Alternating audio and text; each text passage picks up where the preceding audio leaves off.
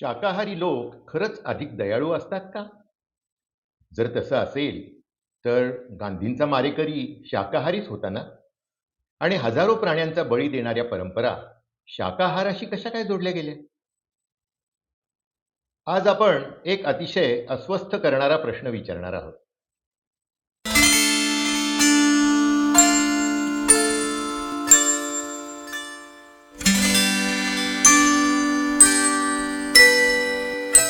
प्रिय श्रोतेहो, विकास बलवंत शुक्लचा नमस्कार.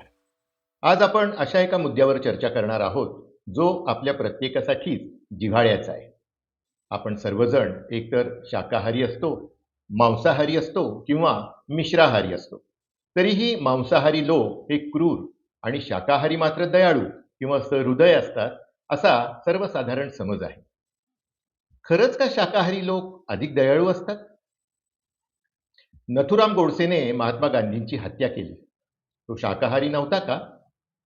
हिंदू परंपरेनुसार परशुरामाने क्षत्रियांच्या पिढ्यानपिढ्या संहार करून संपवल्या आणि पृथ्वी निक्षत्रिय केली. तो शाकाहारी नव्हता का? जैन परंपरेनुसार अकबर आणि औरंगजेब यांनी शाकाहार स्वीकारला होता, पण त्यामुळे ते अहिंसक झाले का? हे प्रश्न पुढील पिढीतील इतिहासकार आणि वैज्ञानिकांनी विचारायला हवे. विशेषतः जेव्हा काही राजकारणी असा दावा करतात की मांसाहारामुळे माणूस हिंसक होतो. मग याचं उलट ते खरं आहे का? शाकाहारी लोक अधिक दयाळू असतात का? शाकाहारी लोक खून किंवा हिंसा करण्याची शक्यता कमी असते का? असा कोणताही वैज्ञानिक अभ्यास उपलब्ध नाही की शाकाहार केल्याने माणूस नैतिकदृष्ट्या श्रेष्ठ, अधिक सौम्य किंवा अधिक करुणामय बनतो. तरीही भारतात शाकाहारी लोक अधिक चांगले असतात ही धारणा खोलवर रुजलेली आहे आणि ती आध्यात्मिक अहंकाराशी जोडलेली आहे.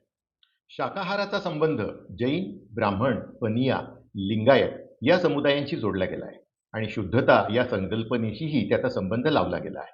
जरी काश्मीरी, मैथिली, बंगाली आणि ओडिया ब्राह्मण मांसाहारी असले तरी दुसरीकडे मांसाहाराचा संबंध तथाकथित अस्पृश्य आणि अशुद्ध समजल्या गेलेल्या आदिवासी, दलित, चांडाळ, अतिशूद्र अशा समुदायांशी जोडला गेला. कालांतराने आहार हा जातीचं एक चिन्ह बनला. उच्चवर्णीय सत्ताधारी लोकांना संयमी, आध्यात्मिक आणि अहिंसक म्हणून पाहिलं जातं, तर मांसाहार करणाऱ्या खालच्या जातींना आक्रमक किंवा धोकादायक समजलं जातं. हा द्वैती दृष्टिकोन आजही सामाजिक विचारसरणीला आकार देतो. गांधीजींनी त्यांच्या आश्रमांमध्ये मांसाहाराला बंदी घालून या कल्पनेला चालना दिली. संघानेही हिंदू सभ्यता एकत्र आणण्याच्या प्रयत्नात शुद्ध शाकाहारी कॅन्टीनची संकल्पना पुढे केली. मात्र वास्तव खूपच गुंतागुंतीचं आहे.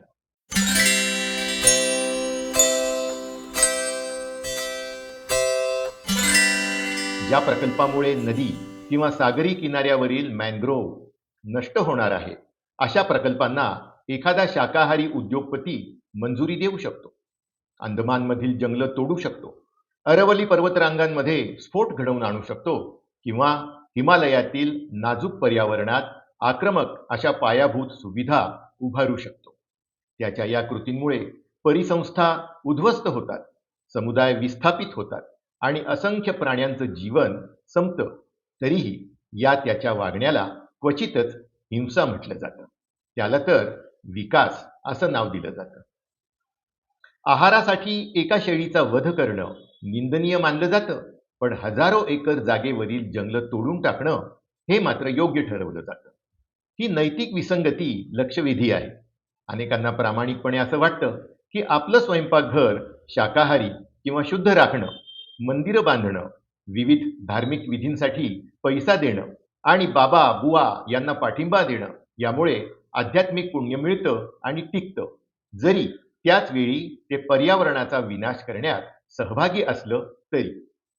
त्यांचं ताट शुद्ध राहतं, जरी पृथ्वी जळत असली तरी.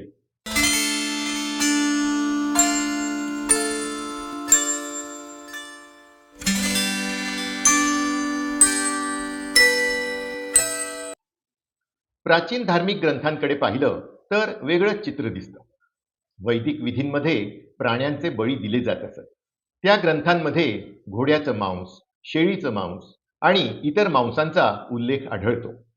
त्यानंतरच्या काळात आलेल्या ग्रंथांमध्ये या प्रथांवर चर्चा होताना दिसते. त्यांचं पुनर्मूल्यांकन केलं जातं किंवा त्याऐवजी प्रतिकात्मक अर्पणाची कल्पना मांडली जाते. जैन तत्वज्ञानानुसार प्राणी भविष्यात मानव म्हणून जन्म घेऊ शकतात, त्यामुळे प्राण्यांचं मांस खाणं हे नरमांस भक्षणासारखं ठरतं. शतपथ ब्राह्मणात भृगूला असा स्वप्नदृष्टांत येतो की आपण या जन्मी ज्या वनस्पती खातो त्या पुढच्या जन्मात आपल्याला खातात, कारण वनस्पती सुद्धा सजीवच आहेत. लोकपरंपरेतील इस्लाममध्ये असं म्हणतात की हलाल अन्न खाल्ल्याने हराम कृत्यांचं प्रायश्चित्त होत नाही. हाच तर्क इथेही लागू होतो. शाकाहार केल्याने लोभ, पूर्वग्रह किंवा शोषण आपोआप नष्ट होत नाही.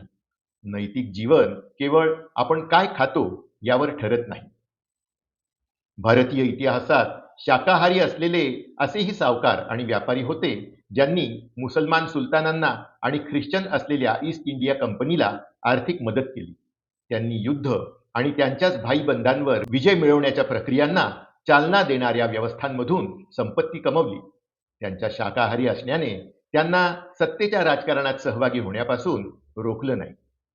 17व्या शतकात काही वैष्णव आणि जैन गटांनी राजपूत दरबारांमध्ये शाकाहाराच्या आधारावर हिंदू ओळख परिभाषित करण्यास सुरुवात केली. कालांतराने शाकाहार हा धार्मिक प्रामाणिकतेचं एक चिन्ह बनला. आज हीच कल्पना एकच धर्म, उदाहरणार्थ हिंदू असणाऱ्यांना हळूहळू शुद्ध आणि अशुद्ध, उच्च आणि नीच अशा गटांमध्ये विभागत आहे.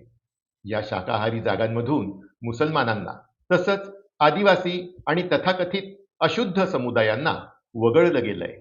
आज मात्र या समुदायांना हिंदू म्हणून ओळख दिली जात आहे. त्यांना हनुमान चालिसा शिकवला जात आहे, जेणेकरून ते एका विशिष्ट व्होट बँकेचा भाग बनतील. पण संस्थात्मक स्तरावर उन्नती साधायची असेल, उच्च पदांवर पोहोचायचं असेल, तर त्यांना आपला आहार बदलून शुद्ध होण्यासाठी प्रोत्साहित केलं जात आहे.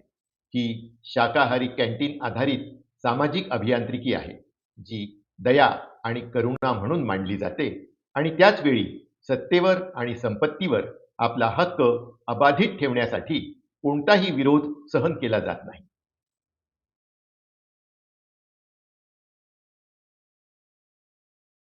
या सगळ्यात एक आर्थिक विसंगती सुद्धा आहे.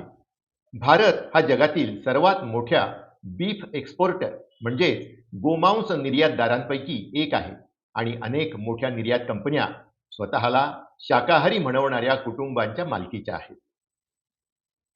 समस्या तेव्हा निर्माण होते जेव्हा आहार हा माणसाच्या मूल्याचा मापदंड बनतो.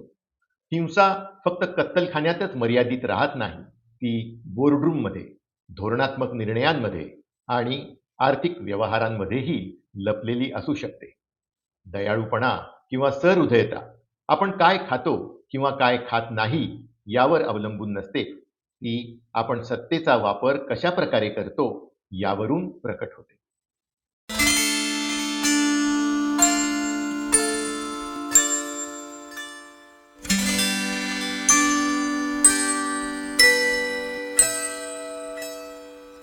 प्रिय श्रोते हो, आत्ताच आपण शाकाहारी लोक खरंच का अधिक दयाळू असतात हे विवेचन ऐकलं. प्रख्यात विचारवंत आणि लेखक तसेच मायथॉलॉजी विषयाचे आंतरराष्ट्रीय तज्ज्ञ देवदत्त पटनाईक यांच्या 28 फेब्रुवारी 2026 रोजी इंडियन एक्सप्रेसमध्ये प्रसिद्ध झालेल्या लेखावर आधारित हे विवेचन होतं.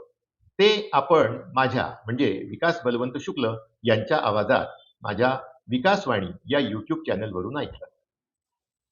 आपल्याला हे वाचन आणि हा लेख कसं वाटलं हे जाणून घ्यायला मी उत्सुक आहे. कृपा करून आपले विचार, आपली मतं आणि आपले अभिप्राय व्हिडिओखाली कमेंट करून अवश्य नोंदवा. जर आपल्याला हे विचार पटले नसतील तर ते का पटले नाही हे सुद्धा जरूर लिहा.